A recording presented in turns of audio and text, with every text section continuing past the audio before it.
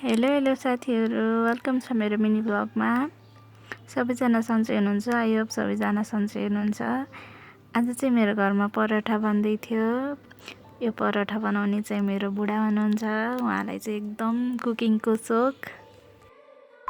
आज सबैजनालाई मैले नास्ता बनाएर खुवाउँछु भनेर उहाँले चाहिँ आफै बनाउँदै हुनुहुन्छ। प्याज काट्दै हुनुहुन्छ अनि धनियाँ। उहाँले चाहिँ सबै कुराहरू आफैले म यो राख्छु भनेर आफैले डिसाइड गरेर मिठो तिमीहरूलाई परोठा बनाएर खुवाउँछु भनेर उहाँले चाहिँ आफै सबै कुराहरू गर्दै हुनुहुन्छ। भिडियो बनाउने चाहिँ म।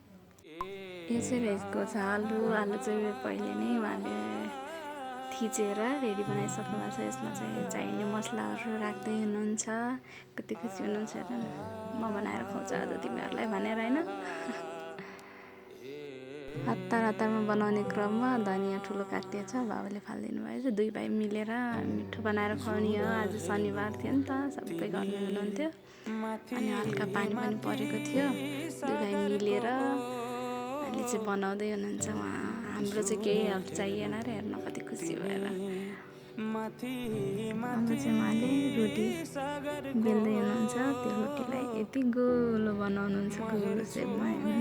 कस्तो मजाले है। कसैलाई आउँदैन गोलो रोटी बनाउन साथीहरू कमेन्ट गर्नु ल। अब यसमा चाहिँ उहाँले मसला राख्दै हुनुहुन्छ। म चाहिँ मसला भन्छु, हजुरहरूले के भन्नुहुन्छ पनि थाहा भएन। हेर्नु न चुचुरो बनाएको। यो चाहिँ लाम्चो हुन्छ भनेर हेर्नु न, यो निकालेको गोलो। अहिले चाहिँ राम्रो बनाउनु पर्यो। मसलाहरू राखिसकेपछि उहाँले चाहिँ अब यसलाई बेल्नुहुन्छ।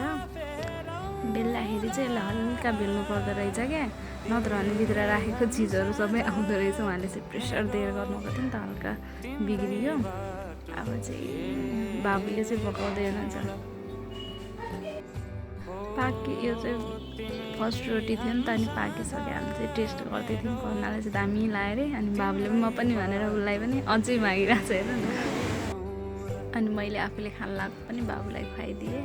अनि बिचमा फेरि हामी आमा छोरा खेल्दै थियौँ क्या। बाबुले के नयाँ गेम सिकेको रहेछ स्कुलमा, अनि बाबुसँग खेल्दै थिएँ म पनि। बाबाले रोटी बेल्दा उसलाई पनि रोटी बेल्न मन लाग्यो। हेर्नु न, रोटी बेलेको कति राम्रोसँग बेल्दैछ।